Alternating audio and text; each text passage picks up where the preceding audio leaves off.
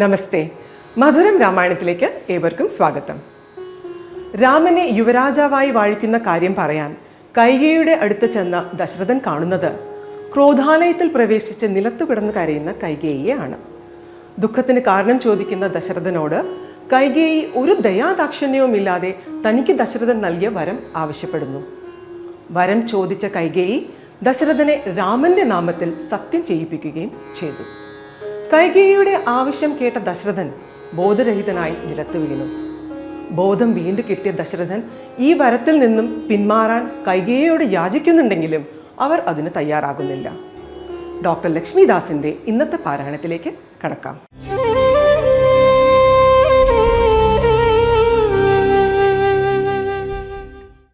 ശ്രീരാമ രാമ രാമ ശ്രീരാമചന്ദ്ര ജയ ശ്രീരാമ രാമ രാമ ശ്രീരാമഭദ്ര ജയ ശ്രീരാമ രാമ രാമ സീതാഭിരാമ രാമ ശ്രീരാമ രാമ രാമ ലോകാഭിരാമ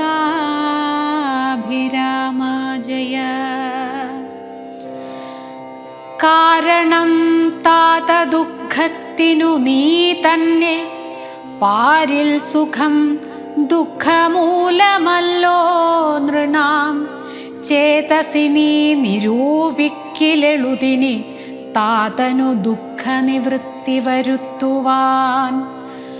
ഭർതൃദുഃഖോപശാന്തിക്കു കിഞ്ചിൽ ത്വയാ കർത്തവ്യമായൊരു കർമ്മമെന്നായി വരും. സത്യവാദി ശ്രേഷ്ഠനായ പിതാവിനെ സത്യപ്രതിജ്ഞനാക്കിയിടുക നീയതു ചിത്തഹിതം നൃപതീന്ദ്രനു നിർണയം. പുത്രരിൽ ജ്യേഷ്ഠനാകുന്നതു നീയല്ലോ ചിത്തഹിതം നൃപതീന്ദ്രനു നിർണയം. പുത്രരിൽ ജ്യേഷ്ഠനാകുന്നതു നീയല്ലോ.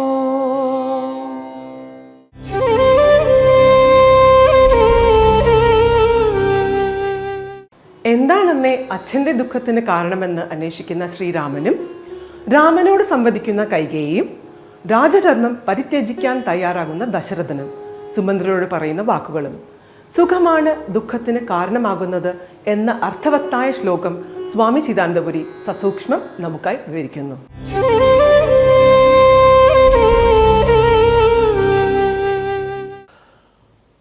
ഓം ഗുരുർബ്രഹ്മാ ഗുരുർവിഷ്ണു ഗുരുർദേവോ മഹേശ്വരഃ ഗുരുസാക്ഷാത് പരം ബ്രഹ്മ തസ്മൈ ശ്രീ ഗുരവേ നമഃ. ഓം സദാശിവസമാരംഭാം ശങ്കരാചാര്യമധ്യമാം അസ്മദാചാര്യപര്യന്താം വന്ദേ ഗുരുപരമ്പരാം.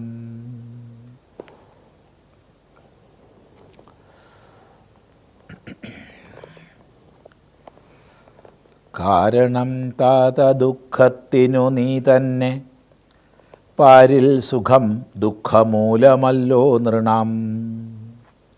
ചേതസി നീ നിരൂപിക്കിലെളുതിനി താതനു ദുഃഖനിവൃത്തി വരുത്തുവാൻ. ഭർതൃദുഃഖോപാശാന്തിക്കു കിഞ്ചിത്വയാ കർത്തവ്യമായോരു കർമ്മമെന്നായി വരും. സത്യവാദി ശ്രേഷ്ഠനായ പിതാവിനെ സത്യപ്രതിജ്ഞനാക്കിയിടുക നീയതു ചിത്തഹിതം നൃപതീന്ദ്രനു നിർണയം. പുത്രരിൽ ജ്യേഷ്ഠനാകുന്നതു നീയല്ലോ. അധ്യാത്മരാമായണം കിളിപ്പാട്ടിൽ അച്ഛൻ്റെ ദശരഥ മഹാരാജാവിൻ്റെ ദുഃഖത്തിന് കാരണം നീ തന്നെയാണ്, ശ്രീരാമൻ തന്നെയാണ് എന്ന് കൈകേയി പറയുന്ന ഭാഗമാണിത്. ഇത് വളരെ ശ്രദ്ധേയമാണ്. ശ്രീരാമനെ യുവരാജാക്കാൻ നിശ്ചയിച്ചു. നീതിശാസ്ത്രമനുസരിച്ച്, ധർമ്മമര്യാദയനുസരിച്ച് എല്ലാ ചർച്ചകളും നടത്തിയിട്ടാണ് ദശരഥൻ ആ തീരുമാനത്തിലെത്തുന്നത്. എന്ന് മാത്രമല്ല, ധർമ്മരീതിക്കനുസരിച്ച് മൂത്ത പുത്രനായ രാമനാണ് രാജാവാകേണ്ടത്. അതിലും സന്ദേഹമില്ല. എന്നാൽ അങ്ങനെ രാമാഭിഷേകത്തിന് വേണ്ട സംഭാരങ്ങളെല്ലാം ഒരുക്കപ്പെടുന്ന സമയത്ത് അയോധ്യയിൽ സമ്പൂർണമായും ജനമനസ്സുകളിലുള്ള ആനന്ദത്തിൻ്റെ ഫലമായി സ്വാഭാവികമായ ഉത്സവം നടക്കുന്ന സമയത്താണ് മന്ധര കൈകേയിയോട് രാമാഭിഷേകം നടന്നാലുള്ള ദോഷങ്ങളെക്കുറിച്ച് പറഞ്ഞ് മനസ്സിലാക്കുന്നത്. അതിനാൽ പ്രഭാവിതയായി തീർന്നു കൈകേയി. മന്ധരയുടെ ഉപദേശമനുസരിച്ച് കൈകേയി ക്രോധാലയത്തിൽ പ്രവേശിച്ചു. ക്രോധാലയം രാജകൊട്ടാരത്തിൽ പ്രത്യേകിച്ച് പരിഭവങ്ങളോ ക്രോധങ്ങളോ ഒക്കെ ഉണ്ടെങ്കിൽ പോയിരിക്കാനുള്ള സ്ഥലമാണ്. നല്ലൊരു സംവിധാനക്രമമാണ് വാസ്തവത്തിൽ. കാരണം നമുക്ക് നമ്മുടേതായ പ്രശ്നങ്ങൾ വ്യക്തിപരമായി സംസാരിക്കേണ്ടത്, വ്യക്തിപരമായി തീർക്കേണ്ടതൊക്കെ ഉണ്ടാവും. ആ സമയത്ത് മുഖം വീർപ്പിച്ച് ജനക്കൂട്ടത്തിൽ സഞ്ചരിച്ചു കഴിഞ്ഞാൽ അത് മൊത്തം കുഴപ്പം ചെയ്യും. അപ്പോൾ അതിനായിട്ട് അത് കൈകാര്യം ചെയ്യാനായിട്ടൊരു സ്ഥലം തീർച്ചയായിട്ടും നല്ലതാണ്. ഏതായാലും ദശരഥൻ കൈകേയി ക്രോധാലയത്തിൽ പ്രവേശിച്ചിരിക്കുന്നിടത്തേക്ക് പോയി.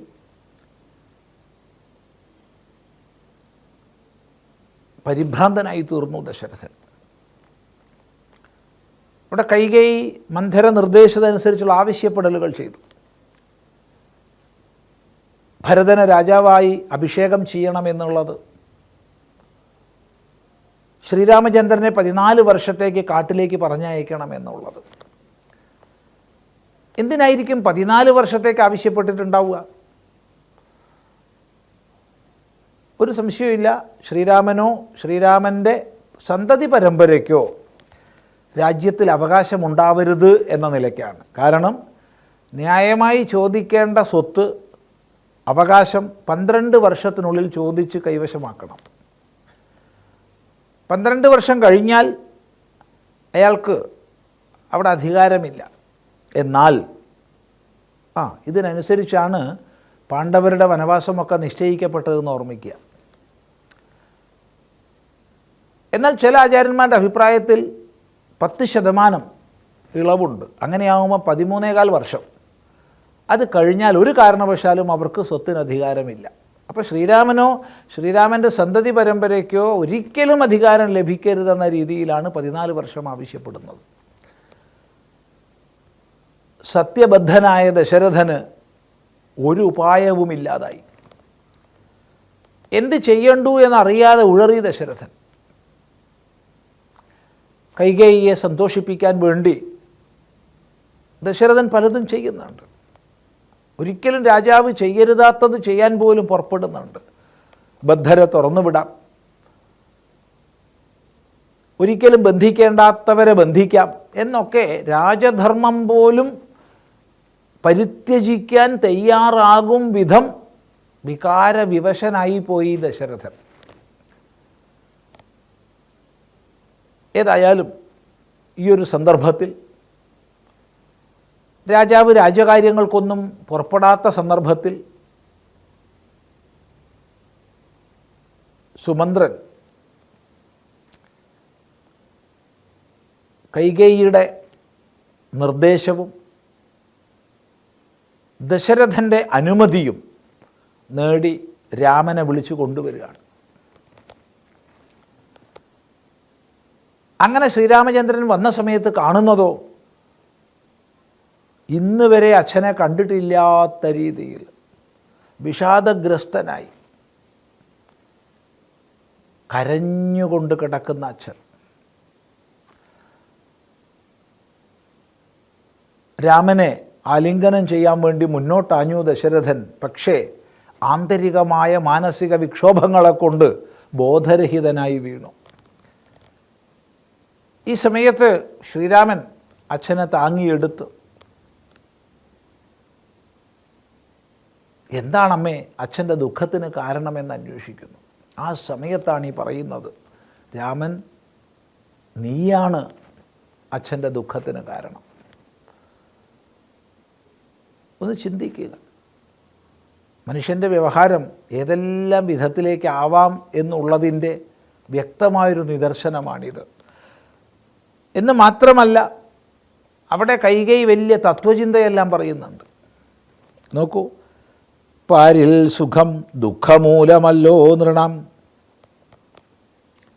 സുഖം ദുഃഖത്തിന് മൂലമാണ് മനുഷ്യന്മാർക്ക്. ഇത് വാസ്തവത്തിൽ ഉയർന്ന തത്വചിന്തയൊക്കെയാണ്. വലിയ വലിയ തത്വചിന്തകളൊക്കെ പറയാൻ ആർക്കും എപ്പോഴും സാധിക്കും. എന്നല്ല, മനുഷ്യൻ പലപ്പോഴും തൻ്റെ ഭാഗത്തെ സമർത്ഥിക്കാനോ തൻ്റെ അല്പങ്ങളായ ചിന്തകളെ മറ്റുള്ളവരുടെ മുമ്പിൽ അടിച്ചേൽപ്പിക്കാനൊക്കെ ആയിരിക്കാം വലിയ ഉയർന്ന തത്വവിചാരങ്ങളൊക്കെ പറയുന്നത്. ഇത് ജീവിതത്തിൽ പലപ്പോഴും ശ്രദ്ധിക്കേണ്ടതാണ്. അവരുടെ ജീവിതവും അതുമായി യാതൊരു ബന്ധവും ഉണ്ടാവില്ല. ഇപ്പം തൻ്റെ നിലപാടിനെ ന്യായീകരിക്കാനോ അല്ലെങ്കിൽ മറ്റുള്ളവരെ അടിച്ചമർത്താനോ ഒക്കെ വേണ്ടി ഉദാത്തങ്ങളായ തത്വചിന്തകളെ അവതരിപ്പിച്ചെന്ന് വരും. ഇത് നമ്മൾ ലോകത്തിൽ കാണുന്നതാണ്. അതാണ് കൈകേയിയിൽ നമ്മളിവിടെ കാണുന്നത്. പാരിൽ സുഖം ദുഃഖമൂലമല്ലോ നൃണം. സുഖമെന്നുള്ളത് ദുഃഖത്തിന് മൂലമാണല്ലോ. അപ്പോൾ ഈ രാജാവ് ദശരഥൻ സുഖത്തിനായിക്കൊണ്ട് അല്ലെങ്കിൽ നന്മയ്ക്കായിക്കൊണ്ട് ഒക്കെ പ്രവർത്തിച്ചാലും അത് ദുഃഖത്തിന് മൂലമാണ്. സുഖം ദുഃഖം എന്നിവയ്ക്കൊന്നും ഒരു നിജമായ ഭാവമൊന്നുമില്ല, അവ മാറി വരും എന്ന് തുടങ്ങിയ ഉയർന്ന തത്വചിന്തകളും മറ്റും രാമന് മുമ്പിൽ അവതരിപ്പിക്കുന്നു കൈകേയി. എന്നിട്ട് മകനെന്ന രീതിയിൽ അച്ഛൻ്റെ ദുഃഖത്തെ ഇല്ലാതാക്കേണ്ടത് നിൻ്റെ കർത്തവ്യമാണ് എന്ന് ബോധിപ്പിക്കുന്നു. സത്യസന്ധനായ സത്യബദ്ധനായ ദശരഥനെ സത്യപാശത്തിൽ നിന്ന് മോചിപ്പിക്കേണ്ടത് പുത്രൻ്റെ ഉത്തരവാദിത്തമാണെന്ന് ബോധിപ്പിക്കുന്നു. വാസ്തവത്തിൽ ഈ ഒരവസ്ഥയിലൂടെ കടന്നു പോകുന്ന രാമനെ ഒന്ന് മനസ്സിൽ കാണൂ. പ്രശാന്തനായി ഒരു വ്യതിചലനവുമില്ലാതെ ആ സാഹചര്യത്തെ, അതികഠിനമായ സാഹചര്യത്തെ ശ്രീരാമൻ നേരിടുകയാണ് ചെയ്യുന്നത്. നമ്മുടെയൊക്കെ ജീവിതത്തിൽ പ്രശ്നസങ്കീർണമായ സാഹചര്യത്തെ അഭിമുഖീകരിക്കുമ്പോൾ എത്രമാത്രം വിവേകത്തോടു കൂടി അതിനെ നേരിടണം എന്നുള്ളതിന് വലിയൊരു പാഠമായിട്ടാണ് ഈ ഭാഗമുള്ളത്. 2, പ്രത്യേകിച്ച് ഓർമ്മിപ്പിക്കട്ടെ, വലിയ വലിയ തത്വചിന്തകൾ പ്രസംഗിക്കാൻ ആർക്കും കഴിയും, ഏത് കൈകേയിക്കും കഴിയും. അവിടെയല്ല കാര്യം എന്നുള്ളത് വെളിപ്പെടുത്തുന്ന ഭാഗമാണ്. ശ്രദ്ധിക്കുക. നമസ്തേ.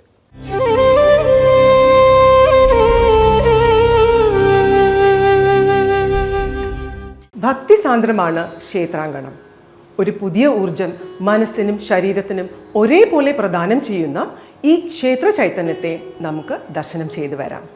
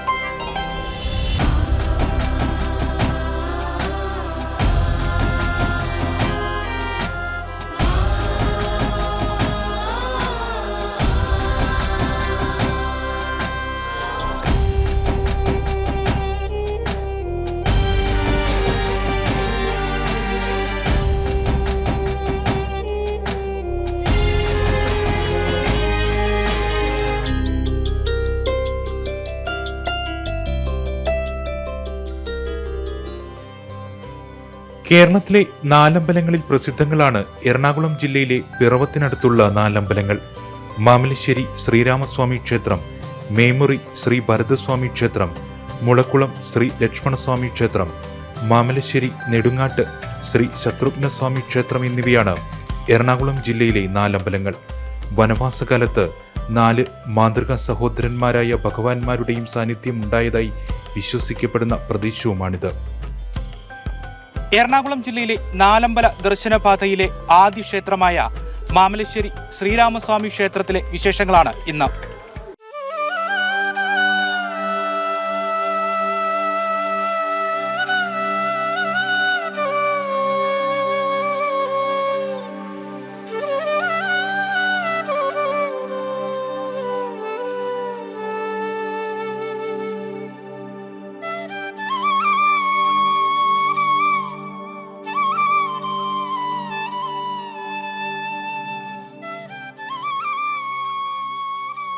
ശ്രീരാമ ഭഗവാന്റെ പാദസ്പർശമേറ്റ പുണ്യഭൂമിയിൽ തലയുയർത്തി നിൽക്കുന്ന ക്ഷേത്രത്തിന് നൂറ്റാണ്ടുകളുടെ പഴക്കമുണ്ട്.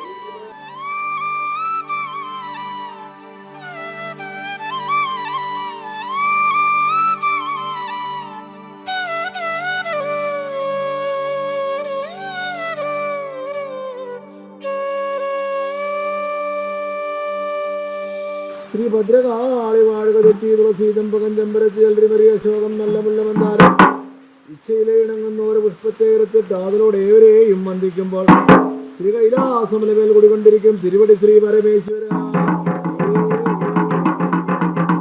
കൈലാസമലമേൽ കുടികൊണ്ടിരിക്കും തിരുവടി ശ്രീ പരമേശ്വര. ആ തിരുവടി ഇവിടെ കാവലും രക്ഷയും ചെയ്യുകയെന്നോതി ബലം തരുന്നേ.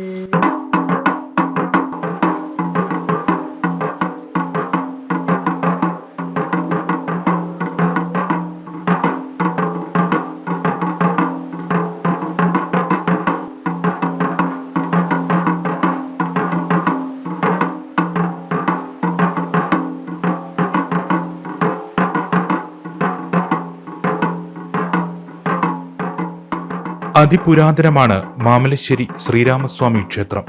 നൂറ്റാണ്ടുകളുടെ പഴക്കം ക്ഷേത്രത്തിനുണ്ടെങ്കിലും ഏത് പ്രതികൂല സാഹചര്യങ്ങളെയും അതിജീവിക്കാനുതകുന്ന നിർമ്മിതി തന്നെയാണ് ക്ഷേത്രത്തിന്റെ സവിശേഷത.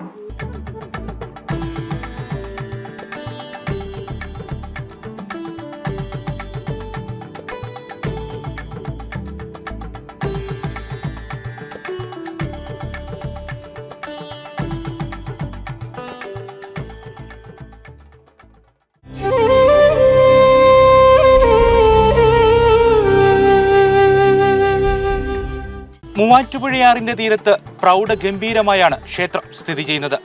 മീനൂട്ടും ക്ഷേത്രത്തിലെ പ്രധാന വഴിപാടുകളിലൊന്നാണ്.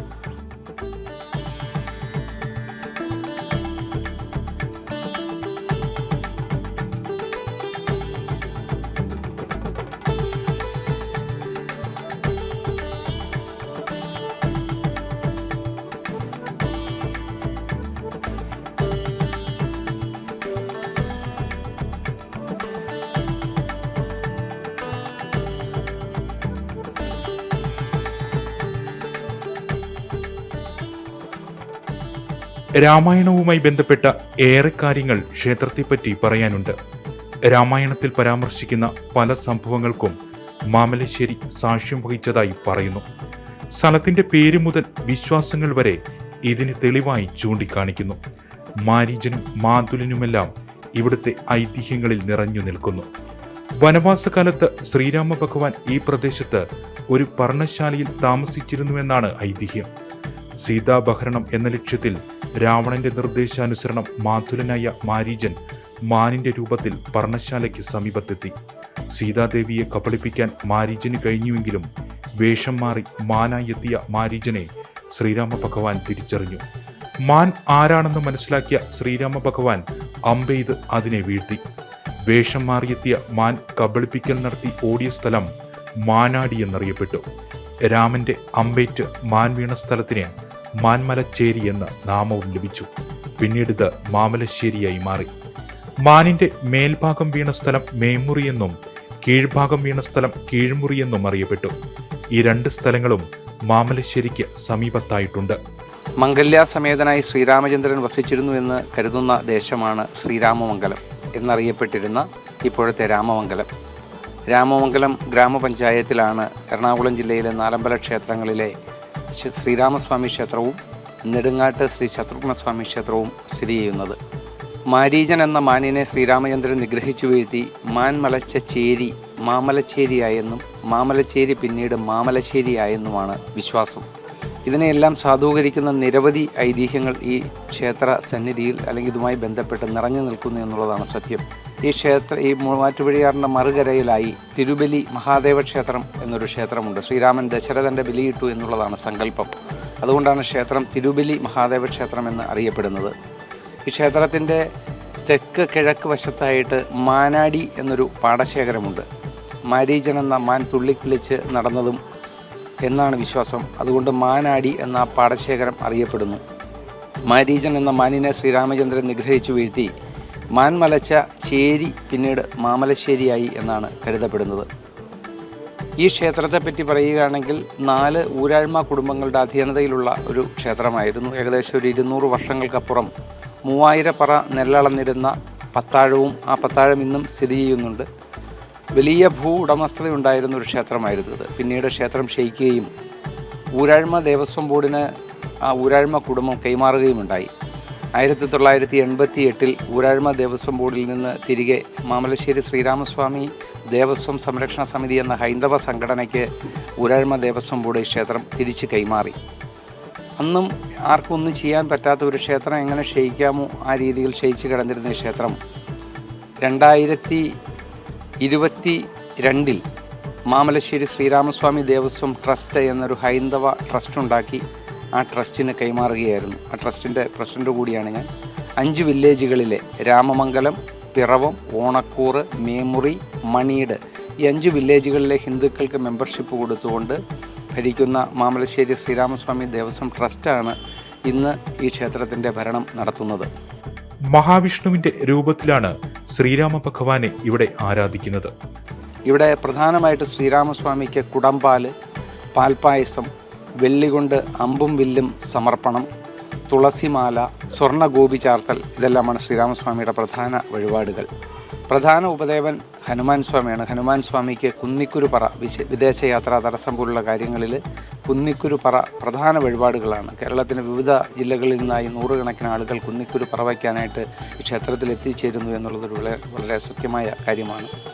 ഹനുമാൻ സ്വാമിക്ക് അവൽ നിവേദ്യം, വെള്ളി കൊണ്ടുള്ള ഗദ സമർപ്പണം, വെറ്റില സമർപ്പണം, വെറ്റില മാല എന്നിവ പ്രധാന വഴിപാടുകളാണ്. ശിവൻ, ഗണപതി, അയ്യപ്പൻ തുടങ്ങിയ ദേവന്മാരും ശ്രീകോവിലിലുണ്ട്.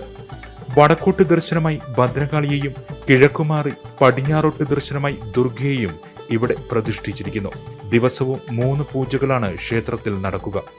2009 മുതലാണ് സമീപ പ്രദേശങ്ങളിലുള്ള 4 ദശരഥപുത്ര ക്ഷേത്രങ്ങൾ ചേർത്ത് നാലമ്പല ദർശനത്തിനുള്ള സൗകര്യം ഭക്തർക്ക് ഒരുക്കി തുടങ്ങിയത്. 2009 എറണാകുളം ജില്ലയിൽ നാലമ്പല ദർശനം എന്ന ആശയം വരുന്നതും അതിന് തുടക്കം കുറിക്കുന്നതും.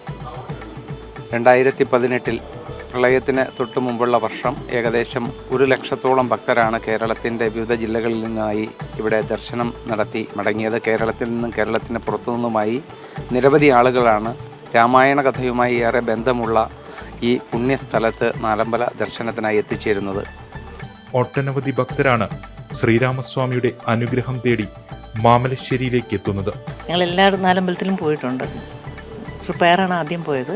അത് കഴിഞ്ഞ് ഞങ്ങൾ ഇങ്ങോട്ട് വരാൻ തുടങ്ങിയപ്പോൾ നല്ല തിരക്കാണുള്ളൂ ഇവിടെ. ധാരാളം ആൾക്കാർ വിശേഷ ദിവസങ്ങളിലല്ലാണ്ട് തന്നെ സാധാരണ ദിവസങ്ങളിൽ തന്നെ വന്നു പോകുന്നുണ്ട്. അതും ഒരുപാട് ദൂരെ തന്നെ നമ്മുടെ കേരളത്തിൽ നിന്നല്ലാണ്ട് തന്നെ പുറത്ത് തന്നെ വരുന്നുണ്ട്. പ്രധാന വഴിപാട് കുന്നിക്കുരുവാണ്. വിദേശ ജോലിക്കായിട്ടാണ്, ജോലി തടസ്സം എല്ലാം മാറാനായിട്ടാണ് കുന്നിക്കുരുപ്പറ പ്രധാന വഴിപാട്. ഹനുമാൻ സ്വാമിയുടെ പ്രധാന വഴിപാടാണ്. ഒത്തിരി ആളുകൾ വരുന്നുണ്ട്. ദൂര സ്ഥലങ്ങളിൽ നിന്നൊക്കെ ഒത്തിരി വിളിച്ച് പറഞ്ഞ് വരുന്നുണ്ട്. ശ്രീരാമ ഭഗവാന്റെ പുണ്യപാദസ്പർശമേറ്റ മാമലശ്ശേരി ശ്രീരാമസ്വാമി ക്ഷേത്ര ദർശന പുണ്യം നേടി ഇനി മേമുറി ഭരതസ്വാമി ക്ഷേത്രത്തിലേക്കാണ് യാത്ര. എറണാകുളം ജില്ലയിലെ ദശരഥ ക്ഷേത്ര പുണ്യം തേടിയുള്ള യാത്ര തുടരും. ക്യാമറമാൻ സന്തോഷ് തിരുമലയ്ക്കൊപ്പം മിഥുൻ മുരളി. ദശരഥ മഹാരാജാവിൻ്റെ അസ്വാസ്ഥ്യം മുതലെടുത്ത് സുമന്ത്രരെ വിട്ട് രാമനെ വിളിപ്പിച്ച കൈകേയി രാമനോട് കാര്യങ്ങൾ പറയുന്നു. രാജ്യാഭിഷേകം നടത്താമെന്ന് ദശരഥൻ പറഞ്ഞത് കേട്ട അതേ ഭാവത്തോടെയാണ് ഈ കാര്യങ്ങളും രാമൻ കേൾക്കുന്നത്. അച്ഛൻ നൽകിയ വരം പാലിക്കുകയെന്നത് പുത്രധർമ്മമായതിനാൽ വനവാസത്തിന് പോകാൻ രാമൻ നിശ്ചയിച്ചു.